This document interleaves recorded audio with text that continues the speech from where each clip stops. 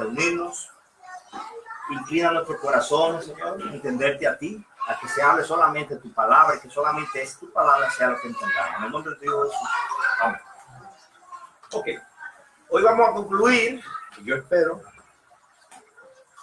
la serie de temas que hemos estado tomando acerca de que comenzaron con la tribulación, con la terminación de los gentiles, cuando explicamos lo del evangelio, de la diferencia del evangelio gentil versus el evangelio de los judíos. Vamos a recordar unas cosas también, porque esta sería la cuarta, y hay cosas que ya se han ido olvidando probablemente. Me pueden interrumpir y aclaramos cualquier cosa. Yo sé que hay muchas ideas que son nuevas, aún para mí. Les digo que yo vengo estudiando ahora, me doy cuenta de cosas que yo antes no me había dado cuenta. Yo me imagino que a ustedes tienen que sorprenderles, como me sorprendieron a mí. Hay cosas que yo me quedo así, no me permita adulterar tu palabra, no me permita blasfemar. Esto yo no lo había entendido así antes, pero mira que claro, ahora lo veo diferente. Pues yo quería torcerle el brazo a la epístola de Santiago, que dice lo que dice. Por eso yo a veces Juan, el apóstol del amor, habla tan fuerte, increíblemente fuerte. Un día vamos a estudiar a Juan. Y Apocalipsis, yo leía cosas como que no me cuadraban. Y yo tenía que forzar un poco en mi entendimiento para que me cuadraran. Porque una cosa es el evangelio de la gracia, que es el evangelio de Pablo, que lo vamos a repasar rápidamente. Y otra cosa es otra cosa que hay ahí. Entonces, si no diferenciamos esa otra cosa, vamos a vivir confundidos. Entonces, fue muy interesante darme cuenta que mi confusión venía de que yo no estaba trazando correctamente la escritura. Yo no estaba diferenciando correctamente lo que me tocaba a mí como gentil. Yo no soy judío. Yo no puedo seguir el evangelio de los apóstoles. ¿Por qué? Porque yo no soy judío. Entonces, el mismo Jesucristo dice muchas cosas. Vamos a comenzar. Gálatas 3:14. A fin de que en Cristo Jesús la bendición de Abraham viniera a los gentiles para que recibiéramos la promesa del Espíritu mediante la fe. Fíjense que esa es otra cita, he dicho muchas otras. Efesios 2:8, por gracia soy salvo por medio de la fe, no por obras, para que nadie se gloríe. O sea, no hay forma de usted salvarse por obra. No existe. Usted se salva por fe, punto. Que la fe da obra, sí, pero eso es como una consecuencia. Pero si usted se salva por fe. Usted puede ser un hombre completamente paralítico, inválido, incapaz de hacer ninguna obra, ni buena ni mala, porque está tullido, le predican el evangelio, usted cree, y usted no puede hacer la más mínima obra, usted se salvó. No es necesario hacer ni una sola obra para ser salvo. Por fe. Y ese es el evangelio de la gracia que nosotros recibimos. Aún el evangelio apostólico es por fe también. Por la fe, por la sangre de nuestro Señor Jesucristo. Pero nadie lo liberó a ellos de la ley mientras ellos sigan siendo judíos. Mientras ellos, ahora en el tiempo de la gracia, si los judíos quieren convertirse y salvarse, tiene que ser por el evangelio de Pablo. Ahora, hemos visto que hay un momento en el que se va a terminar el evangelio de Pablo, se acabó el momento de la gracia y ahora el que quiera ser salvo tiene que ser por el evangelio de los apóstoles. Entonces, yo me cuestiono, ¿qué tan probable que un gentil sea salvo por medio del evangelio de los apóstoles? Porque vamos a ver. Mateo 23, entonces Jesús habló a la muchedumbre y a sus discípulos, los escribas y los fariseos se han sentado en la cátedra de Moisés. Fíjense lo que dice. Los escribas y los fariseos se han sentado en la cátedra de Moisés. La cátedra de Moisés era un sitio, una silla especial, donde se predicaba la ley de Moisés, la Torá. De modo que hagan y observen lo que les digan, pero no hagan conforme a sus obras, porque ellos dicen y no hacen. ¿Les dijo que no siguieran la ley de Moisés? No, al revés, ¿qué dice? Que la sigan. ¿Eso me lo está diciendo a mí? No, porque yo estoy bajo el evangelio de la gracia. Sigue. 1 Corintios 15. ¿Cuál es el evangelio que nosotros creemos? Dice, Ahora les hago saber, dice Pablo, hablamos de los Corintios, hermanos, el evangelio que les prediqué, el cual también ustedes recibieron, en el cual también están firmes, por lo cual también son salvos si retienen la palabra que les prediqué, a no ser que hayan creído en vano. Porque yo les entregué en primer lugar lo mismo que recibí, que Cristo el Mesías murió por nuestro pecado. Es el evangelio de la gracia, oigan. Conforme a las escrituras, que fue sepultado y que resucitó al tercer día, conforme a las escrituras. Punto.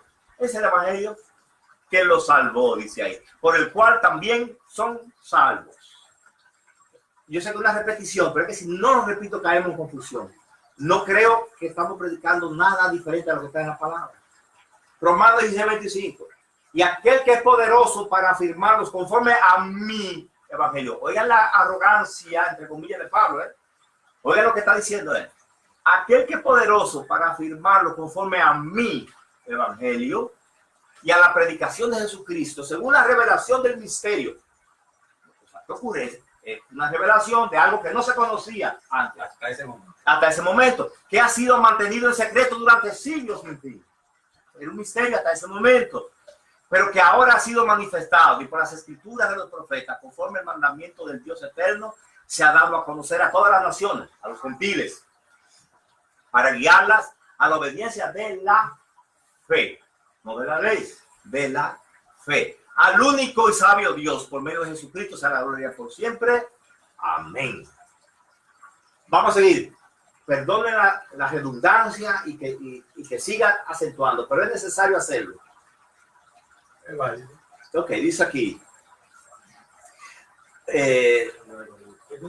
Ok, y si todavía nuestro evangelio está velado, o sea, usted no lo ve, para los que se pierden está velado. O sea, que simplemente el que se pierde no lo va a entender, no lo va a aceptar. En los cuales el Dios de este mundo ha cegado el entendimiento de los incrédulos para que no vean el resplandor del evangelio de la gloria de Cristo, que es la imagen de Dios. Ok, vamos a seguir. Gálatas 1:11. Pues quiero que sepan, hermano, que el evangelio que fue anunciado por mí no es según hombre, pues ni lo recibí de hombre. Nadie se lo enseñó a Pablo. ¿Quién se lo enseñó? Ni Pedro, ni Juan, ni Santiago. Ninguno de ellos pudo decirle a él nada. Porque él lo dice, no me lo enseñó ningún hombre. Pues ni lo recibí de hombre, ni me fue enseñado, sino que lo recibí por medio de una revelación de Jesucristo. Ese es nuestro fundamento, esa es nuestra fe. Por último, aquí hay una reprensión cuando Pedro, que era apóstol de los judíos, y Pablo era apóstol de los gentiles, están juntos en la comunidad de Gálatas, que eran gentiles. Pedro está de visita y empieza a comportarse como los gentiles. Cuando llegan otros judíos, se aparta de los gentiles y empieza a comportarse como judíos. Entonces Pablo le llama la atención.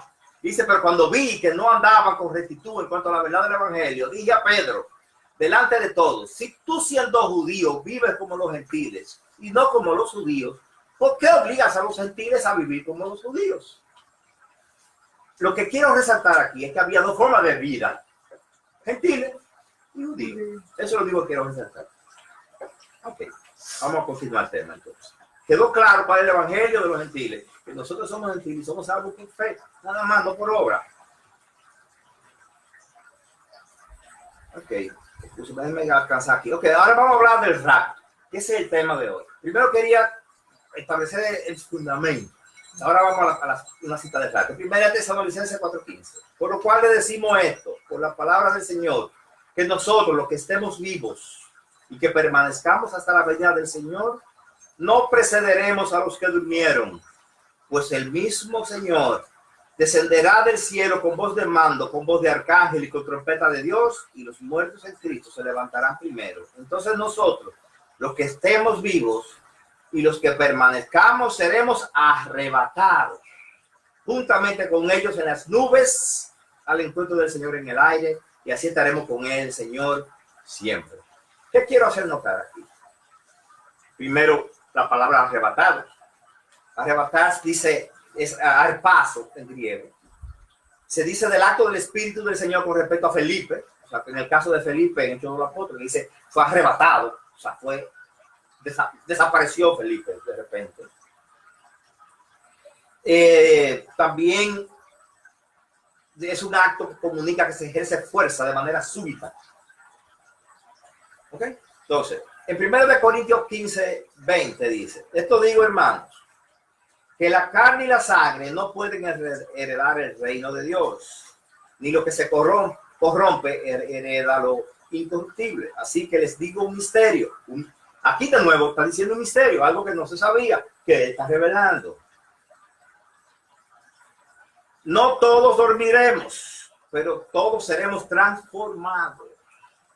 En un momento, en un abrir y cerrar de ojos, a la final trompeta, pues la trompeta sonará y los muertos resucitarán incorruptibles y nosotros seremos transformados. ¿Qué quiere decir eso? Hemos hecho dos lecturas del mismo evento, que es el rayo. En un momento determinado, él dice, cuando el Señor decida, van los muertos en Cristo, resucitarán y se reunirán con el Señor en las nubes. O sea que no va a ser algo evidente para todo el mundo. Y los que estemos vivos en ese momento, seremos transformados. Porque esto que es carne no puede ir para allá. Yo seré, ese verbo transformado puede entenderse como mudar. Podría ser que mi cuerpo quede muerto, parece que mi cuerpo desaparezca, no importa. ¿Qué quiere decir? Que mi alma, que es lo importante, se va a cambiar de contenedor. Vaya a un contenedor diferente. Un cuerpo incorruptible para poder estar con el Señor. Y los muertos que hayan muerto en Cristo también resucitarán, pero un segundo antes. Estamos hablando de que ellos anteceden por respeto a ellos. Van primero y después vamos nosotros, pero en el tiempo eso es un segundo después. Eso no tiene importancia. La palabra transformado significa también intercambiar una cosa por otra, sustituir una cosa por otra. Vamos a ver ahora segunda de Tesalonicenses, capítulo 2, versículo 1. Pero con respecto a la venida de nuestro Señor Jesucristo y a nuestra reunión con Él, les rogamos, hermanos, que no sean sacudidos fácilmente de su modo de pensar, ni se alarmen, ni por espíritu, ni por palabra, ni por carta como si fuera de nosotros, en el sentido de que el día del Señor ha llegado. Porque ¿qué pasó? Como en la primera carta a los tesalonicenses, Pablo les habla del rapto y no ha ocurrido todavía. Empezaron la gente a decir, ya está ocurriendo, ya hay persecución en alguna iglesia, ya está pasando la tribulación. Entonces, tranquilo, eso no ha ocurrido todavía. Y esta carta, en la segunda carta, él aclara eso. Esa es la razón por la que él le dice. Que nadie los engañe de ninguna manera, porque no vendrá sin que primero venga la apostasía y sea revelado el hombre de pecado, el hijo de perdición. ¿Qué pasa? Para el rapto no hay señales. Hay muchas cosas que la gente asume como señales para el rapto. Las únicas dos señales que podemos hablar son esas que estamos mencionando ahí. Y ni siquiera está muy claro si está hablando del rapto o del día del Señor. ¿Qué son? Que el anticristo va a comenzar a manifestarse como alguien importante. No quiere decir que va a hacer sus obras, sino que va a salir del anonimato, es lo primero. Y va a haber una apostasía en la iglesia. Ahora mismo la apostasía la estamos viviendo. Hace tiempo que estamos viviendo una gran apostasía en la iglesia. El evangelio de la prosperidad ha sido para mí un evangelio apóstata. Y hay muchas apostasías dentro del cristianismo, a las que no quiero referirme ahora, no quiero que las ronchas, pero hay muchas herejías. Nunca ha habido más cristianos que en este momento. Hay un resurgimiento tremendo dado a los medios de comunicación, dado a las redes sociales, dado a la facilidad de comunicación que tiene la gente. Es mucho más fácil predicar a todo el mundo, todo el mundo oye hablar del Señor. ¿Qué ocurre? Así mismo como todo el mundo oye lo bueno, oye lo malo, sí, hay una gran cantidad de apostasía. Nunca ha habido tanta apostasía como lo que hay ahora. Ahora, pero que donde hay mucha abundancia de todo. Así mismo. Donde sobreabunda. Donde abunda la maldad, sobreabunda la gracia. Amén. Entonces, ¿qué está ocurriendo? ¿Qué falta? Que el anticristo se manifieste, se haga presente. No sabemos si ya se hizo presente. Sabemos que el rapto, desde que se haga presente, ya viene. ¿Cuándo es eso?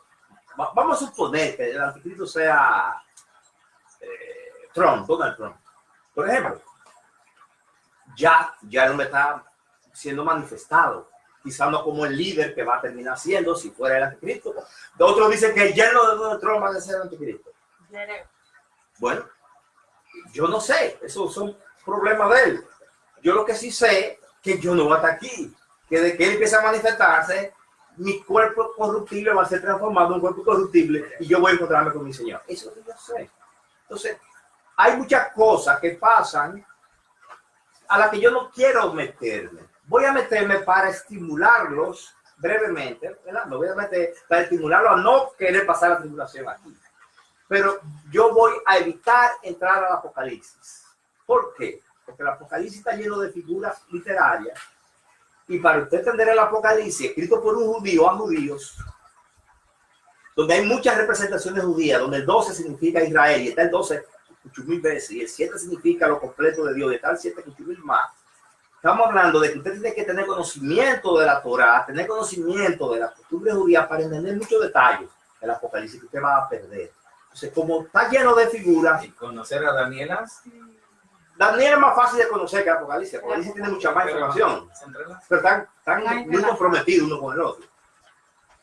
Por eso yo no quiero traer Apocalipsis, porque se acuerdan que mencioné que si no podemos mirar la nube, dice Henry, dice que yo veo una oveja, y yo me estoy buscando la oveja que ve Henry, yo no la veo, pero él sí la ve, pero está clarita ahí, yo la veo clarísimo, y bueno, pero yo no la veo, porque son nubes, aquí acá, son figuras las que estamos viendo. Entonces por eso yo no me voy a meter ahí, yo voy a versículos que son directos. Vamos a seguir al versículo 4. Dice que, hay una nota interesante en el versículo 3. Dice esto. Fíjense que dice que nadie los engañe de ninguna manera, porque no vendrá si que primero venga la apostasía y sea revelado el hombre de pecado, el hijo de perdición. Muchos estudiosos dicen, observen que esa se le llama, él lo llama ahí de dos maneras diferentes. ¿Por qué? Algunos estudiosos dicen que el hombre de pecado es la primera manifestación que va a tener el anticristo, que va a aparecer como un líder mundial, que va a querer establecer reglas y normas, va a interesar, va a unificar cosas, va a buscar la paz, va a reconstruir el templo de los judíos. Ese tipo va a ser un líder. Pero ese señor, dicen los estudiosos, va a sufrir una herida de muerte y él va a resucitar. De la agonía o de la muerte va a resurgir de una manera milagrosa, que el mundo va a quedar asombrado, y el espíritu que lo va a poseer a él es el mismo Satanás. Por eso se le llama de dos maneras, porque cuando él regresa de la muerte, ese señor se manifiesta como el Mesías, quiere ser adorado como Dios, y viene con violencia, y la cosa, el panorama cambia dramáticamente. Por eso que le dice de esas dos maneras: el hombre de pecado y el hijo de perdición. Va al versículo 4. Este se opone y se salta sobre todo lo que se llama Dios o es objeto de culto, de manera que se sienta en el templo de Dios. Va a haber un templo. Es el tercer templo, ojo. Presentándose como si fuera Dios. ¿No se acuerdan de que cuando yo estaba todavía con ustedes les decía esto? Ustedes saben lo que lo detiene por ahora para ser revelado a su debido tiempo. ¿Qué es lo que lo detiene? La iglesia. Él no puede manifestarse mientras la novia del Señor esté ahí. Cuando la iglesia no esté, cuando se cumpla la plenitud de los gentiles, cuando el último gentil que se iba a salvar se salvó, ahí va a haber problema. Porque el misterio de la iniquidad, ¿qué significa iniquidad? Está sin ley. Ya está en acción, solo que aquel que por ahora lo detiene, lo hará hasta que el último sea quitado de en medio. Hasta que él mismo sea quitado de en medio. Entonces será revelado ese impío, a quien el Señor matará con el espíritu de su boca y destruirá con el resplandor de su venida. La venida del impío será conforme a la actividad de Satanás, con todo poder y señales y prodigios mentirosos. El tipo va a estar haciendo milagros aquí. Y todo el mundo va a adorar a ese individuo, porque el tipo va a hacer milagros. Y con todo engaño de iniquidad para los que se pierden, porque no recibieron el amor de la verdad por ser sabios. Porque Dios, oigan esto, importante, porque Dios les enviará un poder engañoso para que no crean, para que crean en la mentira, a fin de que sean juzgados todos los que no creyeron en la verdad, sino que se complacieron en la iniquidad. O sea, lo que decía la otra semana, usted cree y se va en ese viaje, o usted no cree y va a ser engañado. Ahí no está dejando opciones. Dice el versículo 13, pero nosotros siempre tenemos que dar gracias a Dios por ustedes, hermanos amados por el Señor, porque Dios los ha escogido desde el principio para salvación, mediante la santificación por el Espíritu y la fe en la verdad. Fue para esto que lo llamó mediante nuestro evangelio. De nuevo, suena arrogante, pero no es arrogante, ¿eh? Para que alcancen la gloria de nuestro Señor Jesucristo. Así que, hermanos, estén firmes y conserven la doctrina para que les fueron entregadas, ya de palabra, ya por causa nuestra, y que nuestro Señor Jesucristo mismo y Dios nuestro Padre, que nos amó y nos dio consuelo eterno y buena esperanza por gracia, consuele su corazón y lo afirme en toda obra y palabra buena. El rapto puede ocurrir en cualquier momento. No sabemos, repito, si ya el anticristo es uno de los Putin o Donald Trump o el yerno, quien sea que ya se esté manifestando. Sabemos que antes de que ese señor empiece a hacer el pacto, que empieza la 70ª semana, vimos la semana pasada aquí, que la 70ª semana empieza con el pacto. Cuando ese señor haga pacto es porque ya se habrá manifestado, porque va a tener un poder suficiente para hacer un pacto. Y ese pacto va a ser 7 años de paz y seguridad. Hay muchas condiciones que ya están dadas para que el anticristo venga, aunque ya hemos dicho que no hay señales, pero sí podemos coger alguna pista por las cosas que dice el Apocalipsis. Vamos a ver, por ejemplo, se afirma que este individuo en su proceso va a dominar la moneda. No va a haber nadie que pueda comprar ni vender sin su autorización, sin su permiso, sin su sello. ¿Qué es ese sello? No lo sabemos. Una marca visible, invisible, un microchip, un código de barra, no sabemos. Sabemos que hay muchos intentos de marca del anticristo, de una manera ya curiosa, como una curiosidad no bíblica, ¿eh? Estamos hablando de una observación que yo personalmente he hecho de algunas cosas. Si usted coge el computer y busca los valores ASCII y la suma, da 666. Usted coge los códigos de barra ANSI, que son los que se utilizan, el ANSI 10, los comienzan con un 6, tienen una barra de un 6 en el mismo medio y una barra final de un 6. Tienen el 666 ahí adentro. Y así hay montones de cosas que tienen 666 que indican como que van a ser utilizadas por el anticristo. No quiere decir que es el anticristo. Y así hay personas, hay iglesias, hay grupos que tienen el 666 arrastrando. Ahora ocurrió algo curioso en la noticia que me llamó la atención.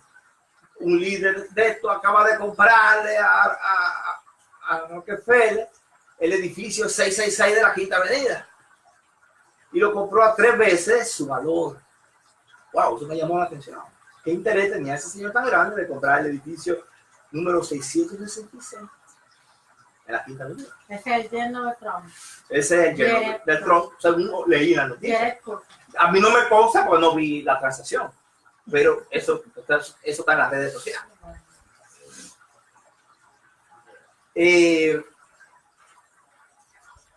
Ok, las condiciones están dadas, la tecnología está dada. Fíjense que en el Apocalipsis, no voy a entrar mucho, pero sí dice que va a surgir 2 testigos. Y que todo el mundo va a estar atento a esos 2 testigos y el mundo va a aborrecer esos 2 tipos que están en Israel diciendo cosas. ¿Cómo el mundo sabe lo que ellos están diciendo? Bueno, porque va a haber reporteros ahí transmitiendo en línea, esa gente hablando ahora que está sin parar. Y van a tener poderes especiales, inclusive de hacer que fuego caiga del cielo y de parar la lluvia. Entonces eso va a llamar la atención, ellos van a hacer noticias. O sea que van a ver cámaras de televisión constantemente. Dice que en un momento determinado van a ser muertos y todo el mundo lo iba a ver. Iban a ser impedidos que sean enterrados y todo el mundo lo iba a ver. Iban a resucitar, el Señor iba a mandar un espíritu de vida y van a resucitar a los testigos y todos sus enemigos lo iban a ver. Dice, wow, ¿cómo lo iban a ver todo el mundo? Bueno, pero eso lo escribió Juan hace 2000 años, donde era imposible que se viera. Pero ya es posible que veamos en línea lo que está pasando en Israel ahora perfectamente. De hecho, hay cámaras IP en el muro del templo, ahora mismo, que si usted entra, ve lo que está pasando en el muro del templo ahora mismo. O sea, la tecnología existe. La moneda existe, porque usted sabe que ya no hay manera, usted sale sin dinero efectivo. No necesita dinero efectivo para comprar y para pagar cosas. Ni la nómina se la depositan en su cuenta. O sea, la moneda va a desaparecer, pero entonces usted es un número de computadora, que si él ahora mismo viene Grullón, el de Banco Popular, y me bloquea mi cuenta, yo tengo un problema. ¿Cómo compro? Y mi nómina, ¿cómo me la depositan? ¿A qué cuenta? Si no tengo ni siquiera una cuenta para donde me depositen, y no tengo una cuenta para pagar, y mi tarjeta de crédito está parada, ¿me prometo? Tengo que salir a buscar a otro banco de alguna manera. Entonces, está la economía, está la geopolítica, están los países que se describen en el apocalipsis tan existente hoy en día. Rusia ha cogido una gran apogeo y Rusia está mencionada. Está Irán. El armamento que mencionan los profetas está en existencia. Habla de los carros de hierro con sus cabezas que vomitan fuego y azufre. Los rollos voladores. Que destruirán la madera y la roca. Estamos hablando de misiles, de tanques de guerra, escorpiones con corona, con cara de mujer. Es un helicóptero Apache, con el piloto y el copiloto, y Juan mirándolo, y viendo esa hélice y eso disparando. O sea, y para su mentalidad en esa época, esa era la descripción. Esa era la descripción apropiada. Es un campesino. No es un campesino, me refiero al pescado, era un pescador que está hablando. No era un erudito, con más conocimiento que haya hubiera adquirido. Pero pudo haber estado en el centro de Roma, y ni idea de lo que es la sociedad. Exacto.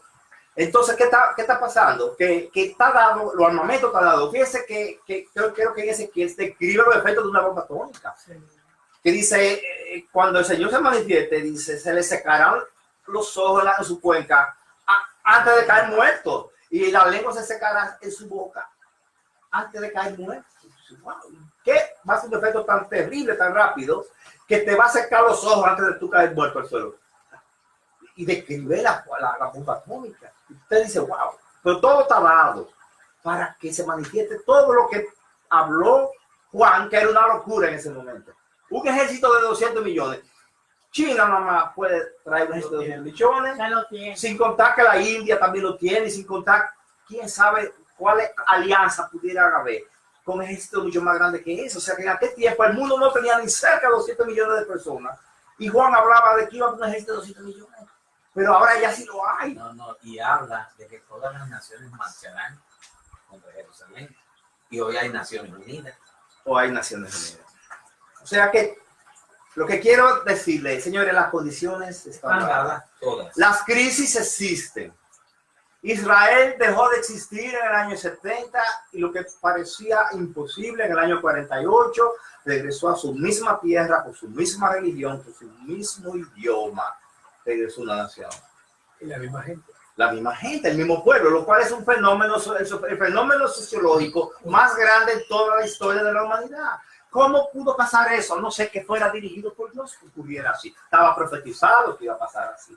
Pero estamos diciendo, todo está de manera sobrenatural dado para que ocurra. Están todas las condiciones. Cuando se convierte el último gentil y se complete el número de los gentiles que va a ser salvo, entonces Dios continuará tratando con su pueblo Israel. Acuérdense que hablamos, tanto Jesús en Mateo 24, como Daniel en el capítulo 8, 9, en el 10, hasta el 12, que ahí está la profecía, hay un cronómetro que se detiene con la destrucción del templo y arranca con el pacto del anticristo. Entonces, ahí va a ocurrir la 70ª semana de Daniel. Ahí se va a completar la generación de Jesucristo, de la que él hablaba, con esa semana. Entonces, ¿qué va a pasar en el rapto, después del rapto? Eso es lo importante. Ya sabemos qué es el rapto. ¿Cómo? No sabemos. Hay gente que la pone muy espectacular, que la ropa queda ahí. La película que La película lo pone muy bonito. Otra se ven luces. No sé cómo va a ocurrir.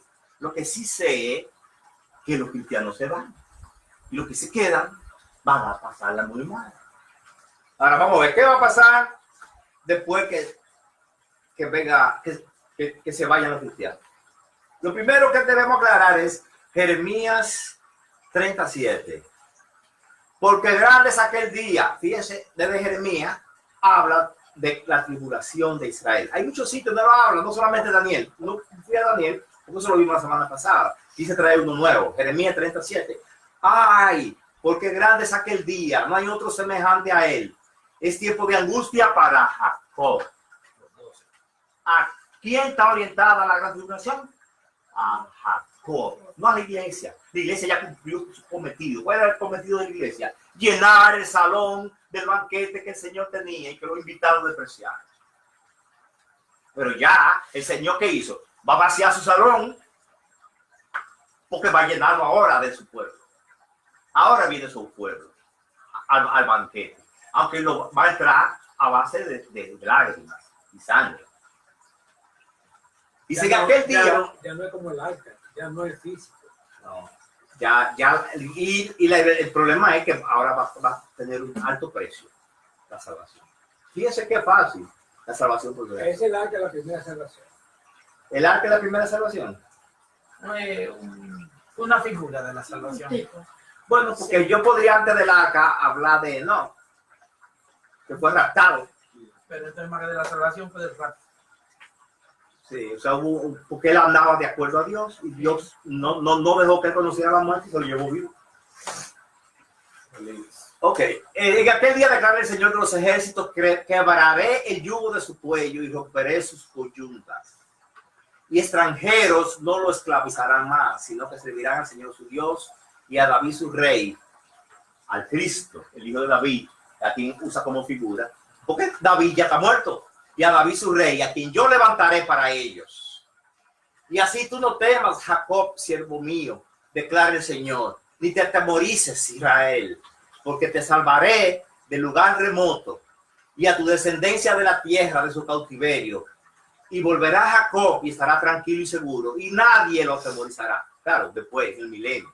Y ahora regresa atrás y dice: porque yo estoy contigo, declara el Señor, para salvarte, pero acabaré con todas las naciones entre las que te he esparcido. Pero no acabaré contigo, sino que te castigaré con justicia. De ninguna manera te dejaré sin castigo. Oiga, qué terrible lo que está diciendo. O sea, yo te voy a traer, yo te voy a rescatar de todas las naciones. Te van a dar golpes, pero yo te voy a proteger, pero yo no voy a dejar que te termine. Y dice, y acabaré con las naciones. Pero yo voy a acabar con las naciones. Estilo lo que pasó con Faraón, igualito. Es una gran figura de lo que pasó con Faraón. Los judíos se metieron en Egipto y se contaminaron inmediatamente de los egipcios. Por eso Dios los deja que sufran y sufren esclavitud. Después, para liberarlos, pasan por un proceso. Vienen las plagas, vienen las repercusiones de Faraón, que lo presiona, y si no observamos, hay una gran relación entre esto con la salida del pueblo de Egipto. Pero fíjense que dice: de ninguna manera te dejaré sin castigo. Y resaltado, es tiempo de angustia para Jacob, no para la iglesia. Yo no soy Jacob. Ok, vamos a seguir. Apocalipsis. No, todavía. ¿Qué pasará después del rapto? Va a haber una gran confusión. ¿Por qué? Porque habrá muchos líderes cristianos que van a decir: hey, pero estamos aquí, mi iglesia está llena de gente. Eso no es el rapto, usted está loco. Ahí se va a hacer el problema. Señor, señores. En tu nombre, así mismo, Señor, Señor, en tu nombre sanamos enfermos. El Señor, espérese. No todo el que me dice Señor, Señor, estará en el reino del cielo, sino el que hace la voluntad del Señor. Vaya a la iglesia digan que no veo a Rodrigo por ningún lado, porque hay un marco. Yo espero que digan así. Entonces, ¿qué va a pasar? Habrá muchos líderes religiosos que van a decir, no, pero no, eso es mentira, no se confundan, Bueno, habrá mucha iglesia llena. Entonces, ¿qué va a pasar? Esa situación donde millones de personas van a desaparecer o a morir, no sé cuál va a ser, el Señor lo va a llevar, pero van a ausentarse millones de personas, va a crear un pánico mundial, va a crear un gran desorden que se va a sumar a las crisis naturales que ya están en el mundo. Y en medio de todo ese lío va a surgir un individuo, líder, que va a proponer caminos para organizar. Un líder natural, vamos a organizar esto, vamos a hacer esto, y ese tipo va a coger poder. Sí, vamos a elegirlo, presidente de la ONU, no sé. Ese tipo va a ser alguien con fuerza y se le va a dar más fuerza. Ese tipo va con engaño, con astucia, va a ejercer más fuerza y más fuerza. Y va a tomar medidas que parecerán muy buenas. Va a unificar la moneda, va a marcar a la gente, va a organizar a la gente donde está, ubicar todo el mundo en su sitio. Ese es el anticristo. Eso es lo que va a pasar después del reino. Ese individuo cogerá poder, hará un pacto de paz. Va a ser necesario medidas drásticas. Señores, sabemos que hay una crisis. Todo el mundo tiene que traer este carril. El que no entre no puede pertenecer a nuestra sociedad, lamentablemente hay que eliminarlo. O sea, esas son unas personas que son locos, fanáticos, pues hay que eliminarlo. ¿Estamos de acuerdo? Sí, estamos todos de acuerdo. Tenemos que hay una crisis que nos vamos a caer a bombazos y el mundo se va a terminar. Tenemos que establecer el orden y el orden es así. El que no entra ahí, condena de muerte. Simplemente los cristianos que no se, o los que las personas son cristianos por obligación, los que no se dejen sellar van a ser ejecutados.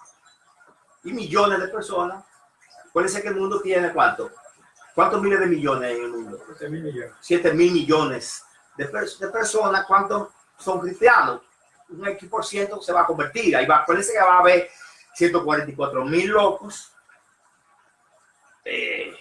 fanáticos, vírgenes, que no habrán mentido nunca, personas especiales que el Señor va a sellar su frente, que va a proteger, que van a predicar, van a haber dos testigos, que van a hacer señales, que van a aparecer en Jerusalén, van a predicar, va a haber un montón de personas que se van a convertir. Pero tienen que convertirse de acuerdo a las nuevas condiciones. ¿Cuáles son esas condiciones? Vamos a ver, aquí yo quiero demostrarles cómo es la salvación después del rapto. Dice Apocalipsis 14:12. 12:17. Entonces el dragón se enfureció contra la mujer. ¿Quién es la mujer? Buena pregunta. Ahora la vamos a decir. Y salió para hacer guerra contra el resto de la descendencia de ella. Estamos hablando de la Israel. Los que guardan los mandamientos de Dios y tienen el testimonio de Jesús. ¿Cuáles eran las dos condiciones? Guardaban los mandamientos de Dios. ¿A qué mandamientos se refieren? A la ley. Y tienen el testimonio de Jesús. Eso es Apocalipsis 12:17. Eso es refiriéndose a la mujer. No voy a entrar ahora en la mujer, pero la mujer es Israel, es la nación de Israel. De alguna manera, cuando sean violentamente atacados, van a refugiarse los remanentes en algún sitio. El anticristo va a tratar de inundarlo, no sé si romperá alguna presa, algo. Ellos se van a atrincherar en algún sitio, pero la tierra dice que se tragará el agua. No, hay muchas figuras, no sabemos qué tanto figuras, qué no tanto, no quiero entrar en esos detalles, pero sí me importaba mucho decir cuáles eran las características de esos, los que guardaban los mandamientos y tienen testimonio de Jesús. Mira ahora Apocalipsis 14:12. Dice, aquí está la perseverancia de los santos, que guardan los mandamientos de Dios y la fe de Jesús. ¿Cuándo se nos ha dicho a nosotros? Fíjese toda la cita que yo leí al principio. ¿Cuándo se dijo que usted se salva por guardar mandamientos? Por gracia soy salvo por medio de la fe, no por obra para que nadie se gloríe. Eso hay que grabárselo, porque fácilmente caemos en judaizar, en ir al legalismo. Entonces ahí de nuevo notaron que son dos requisitos: guardar los mandamientos de Dios y la fe de Jesús. Entonces yo pregunto, ¿cuántos gentiles que se negaron a creer en Jesucristo, en el Evangelio de la Gracia, en una situación de crisis como esa, donde habrá un espíritu de engaño, donde para usted salvarse tiene que guardar los mandamientos de Dios y la fe en Jesús? Persevera. Y no, fíjese. ¿Qué tiene que hacer? Tienen que perseverar hasta el fin. Tienen que no dejarse marcar por el sello de la Los bestia. que perseveraron No. hasta el fin serán salvos. No pueden negar a Jesucristo. Tienen que cumplir los mandamientos, como ustedes acaban de ver. Óyeme, entonces, es duro salvarse después del rapto. Y dice Jesucristo, y el que guarde su vida la perderá, pero el que la pierde en mi nombre la ganará. O usted sale, o usted aguanta hasta el fin, o sale guillotinado de ahí. Es de una de esas dos maneras. Y usted aguanta hasta el fin todo lo que va a caer sobre la tierra. Es tremendo. Acuérdense que va a venir un poder engañoso para todo el que se quede. Va a ser muy difícil. Pero óigame, aún así, esos 144,000 judíos van a lograr algo. Y esos dos testigos, por lo menos en la nación de Israel, va a haber grandes logros. Ustedes van a ver ahora. Dios va a hablar a su pueblo. Fíjense que eso creo que ya lo leímos. No. Primera de Tesalonicenses 5. Ahí es realmente la primera vez que Pablo habla del rapto.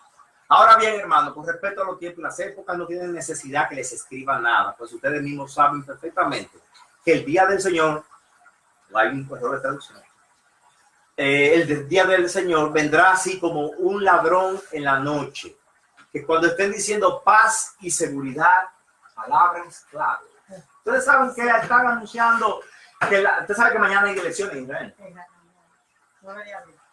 Y los líderes, los representantes de Estados Unidos están proponiendo un plan de paz para Medio Oriente, para que haya paz y seguridad. Y lo van a proponer después de las elecciones de Israel. Mañana son las elecciones en Israel. Miren lo relativamente cerca que yo estoy viendo las cosas. Puede ser que el rapto sea en 20 años, o en 2 años, o en 2 días, o en 2 horas. Puede ser ahorita. Tendríamos una pequeña ventaja nosotros.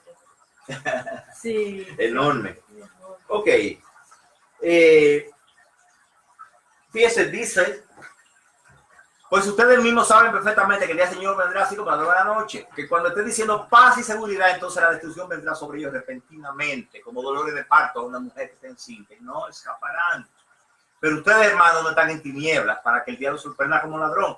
Ustedes están claros, nosotros estamos claros, yo creo, estamos aclarando muchas cosas aquí. Y nosotros estamos claros que estamos en los últimos tiempos. Ahora, los que están perdidos, ni cuenta se están dando de eso. Pero ustedes, hermanos, no están en tinieblas para que les sorprenda como ladrón, porque todos ustedes son hijos de la luz e hijos del día, no somos de la noche ni de las tinieblas. Por lo tanto, no dormamos como los demás, sino estemos alertas y seamos sobrios. Porque los que duermen de noche duermen, los que se emborrachan de noche se emborrachan. Pero puesto que nosotros somos del día, seamos sobrios, habiendo puesto la coraza de la fe y del amor, y por casco la esperanza de la salvación. Porque no nos ha destinado Dios para ira, para esa ira que viene, la gran tribulación se le llama la ira de Dios, acaba con la ira de Dios, sino para obtener salvación por medio de nuestro Señor Jesucristo, que murió por nosotros, para que sea que estemos despiertos o dormidos, sea que usted esté pendiente al rato o no pendiente, pero si usted es cristiano, usted se va. Sea que estemos despiertos o dormidos, vivamos juntamente con él. ¿Qué pasa, señores? Hay muchos que predican que para irse del rato hay que estar en cierto nivel de santidad. Y que lo que no tenga santidad, lo que no tenga santidad, no se van al rato. Eso es falso. No se va una novia mutilada. Se va la novia de Cristo. La novia de Cristo en la iglesia gentil. Punto. Se va a la iglesia con el rato. Los que se salven, ya se salvan por la otra vía. Por el evangelio de los apóstoles. Por el evangelio de Jesucristo. A través de sufrimiento, Tiene que tener fe y obra. El evangelio de los gentiles, nada más hay fe. Las obras son consecuencia de tu fe, no son tu salvación. Entonces, hay iglesias donde se predica que si usted no está con su vestidura limpia, usted no se va a dejar. Eso es falso. Se van los buenos y los malos. Mira 1 Corintios 3:15. Dice, y si la obra de alguien es consumida por el fuego, o sea, las obras que usted hizo, paja. El que hizo obra de oro, el fuego no se la consume. Pero el que hizo paja, que hizo disparate en el mundo después de haberse convertido, esa será quemada. Dice, sufrirá pérdida, sin embargo, él será salvo, aunque así como a través del fuego. ¿No saben que ustedes son templo de Dios y que el Espíritu de Dios habita en ustedes? Usted está sellado por el Espíritu Santo, lo vimos la semana pasada. Por la fe fuiste sellado por el Espíritu Santo. Entonces, sea usted un cristiano flojo, pero cristiano, o un cristiano bueno, usted se va. La diferencia, ¿qué va a hacer? En los galardones. Hay una premiación, pero aquí estoy hablando de llegar al play, en donde van a entregar los trofeos. Sí, lo que va a pasar ahí es que don José me va a pasar su Volvo y que voy a andar en un Hyundai. Bueno, pero, o sea, a eso que se refiere, a que van a haber galardones. A que se fajó va a tener más corona, no sé, más reconocimiento. Bueno, lo importante es llegar al estadio. Pero le voy a decir algo. No nos podemos descuidar. Porque si el último que se va a salvar se salva y yo no estoy en el cuento, tenemos problemas. Ok, fíjense algo. ¿Por qué el anticristo se va a empeñar en destruir Israel? ¿Se acuerdan de Amalek? El espíritu de Amalek va a estar en el anticristo. Va a tratar de destruir Israel. ¿Pero por qué? Porque ¿cuál es el evangelio del reino? Que va a ser predicado según Jesucristo. ¿Qué dijo Jesucristo? Entonces será predicado el evangelio del reino en todos los confines de la tierra y entonces vendrá el fin. ¿Cuál es el evangelio del reino? Que Jesús iba a reinar. En el trono del templo. Que Jesús iba a reinar a su pueblo, Israel. ¿Verdad que sí? Entonces, si no hay pueblo, Jesús no puede venir a reinar. Entonces Amalek quiere destruir Israel. Es el empeño de destruir a ese pueblo, para que Jesús no tenga para qué venir. Pero sin embargo, ya vimos en Jeremías que Dios va a permitirle que lo golpeen, pero se va a reservar un remanente y lo va a proteger y no va a dejar que sea exterminado. Pero lo va a castigar. Ahí lo dice, no hay forma de que esté libre de castigo. No hay forma. Ok.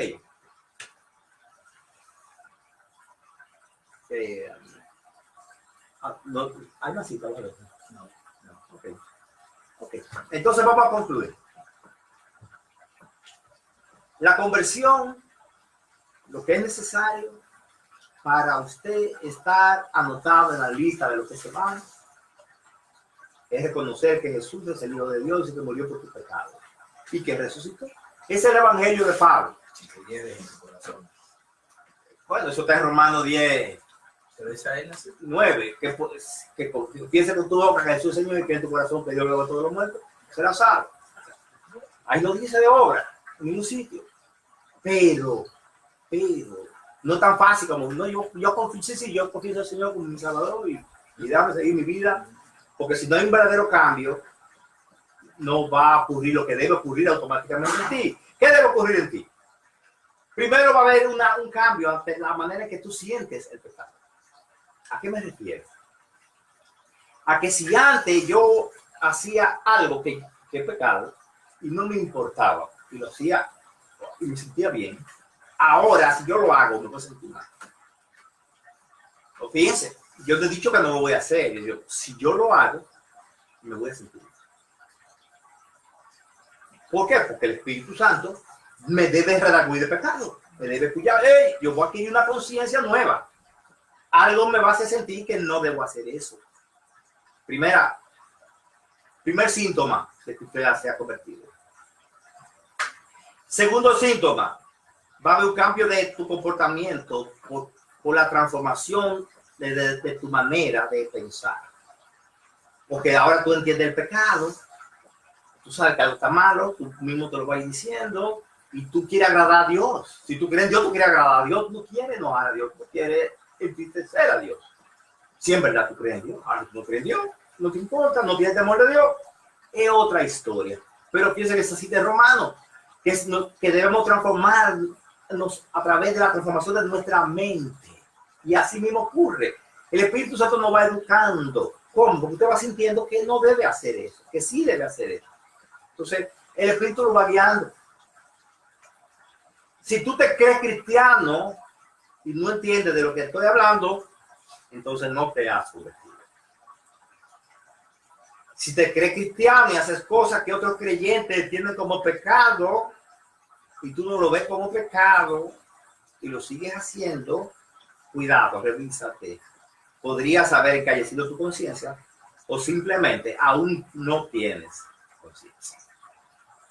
Entonces, yo los exhorto a que no dejen que ese día nos sorprenda como la buena noche. Ustedes tienen conocimiento, tienen la información. Estos videos han quedado ahí grabados en Facebook, lo pueden volver a oír. Ahí están las citas. Yo uso muchas citas, para que no haya duda de dónde surgió la información. Y saco pocas conclusiones, porque no debe ser mi conclusión, debe ser la conclusión que están en la palabra. Entonces ya cada cual es responsable de sus actos. Yo sentí una gran inquietud durante muchas semanas de dar este mensaje, de llegar hasta aquí, pero a través de donde hemos llegado, a través de estos 4 mensajes. Sentí esa inquietud tan grande hace mucho tiempo. Ya me siento que me libré de una responsabilidad, de una carga. No es tan difícil salvarse, no hay razones para confundirse. Relea su Biblia. Si usted la leyó antes, justificando muchísimas cosas, torciéndole el brazo a Santiago, torciéndole el brazo a San Juan, torciéndole el brazo a Jesucristo para que se acomodara al Evangelio de Pablo, no torce el brazo a nadie. Lea cada cosa como debe leerse. Todo lo que está en la Biblia es bueno para redarguir el pecado, para aprender, para darnos conciencia, para llevarnos a salvación. Pero nosotros seguimos siendo gentiles, estamos bajo el Evangelio de Pablo. No nos agarremos a otro Evangelio. Ahora, con esa nueva conciencia, vamos a releer la Biblia con más entusiasmo. Vamos a agarrar Romanos, vamos a comenzar en Romanos. Quizás vamos a ver el próximo lunes si yo traigo un resumen de las doctrinas que están en Romanos, los primeros capítulos por lo menos. Y empezamos a ver el Evangelio bajo el punto de vista del Evangelio de Pablo, que es el Evangelio que nos corresponde a nosotros. Entonces yo te exhorto, si todavía no has dado el paso, no pierdas más tiempo. No esperes a que desaparezcan los cristianos, que va a ser muy duro salvarse después de esto, muy duro.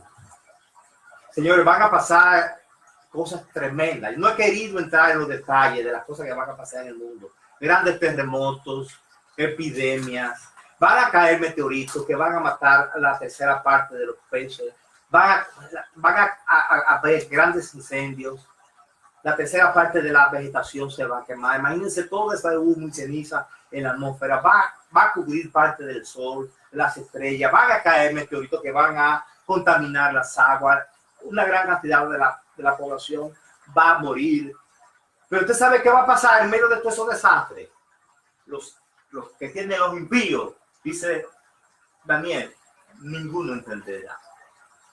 Los entendidos entenderán. ¿Usted sabe? Dice Apocalipsis que aún venía todo ese dolor y todo, no se convertían, no se arrepentían. Ahora, ¿qué va a ir pasando en Israel? ¿Usted sabe qué va a ir pasando en Israel? ¿Usted sabe qué ocurre cuando resucitan los 2 testigos? Dice en la Biblia, dice Apocalipsis, que no quise entrar mucho, pero puedo hacer detalle.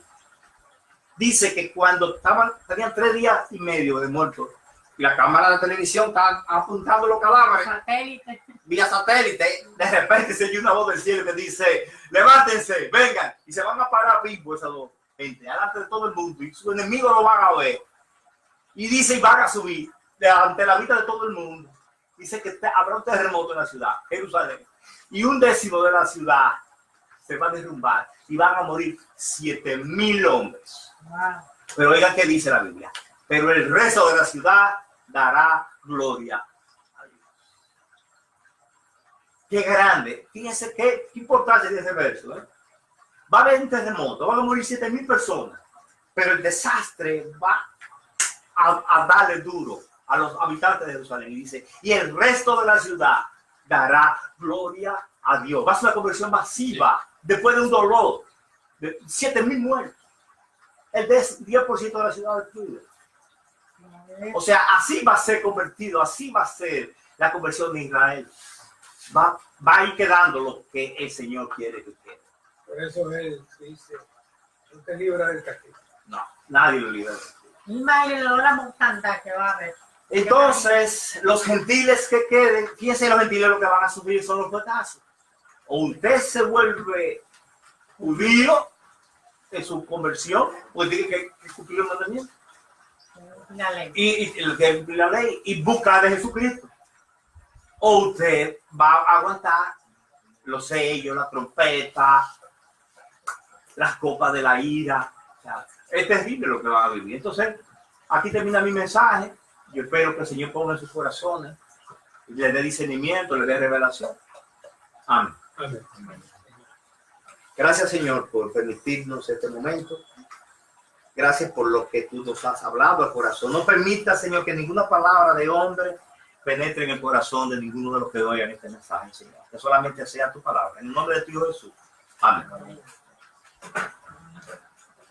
Ay, que con ese, ¿de qué hice ese primer viaje?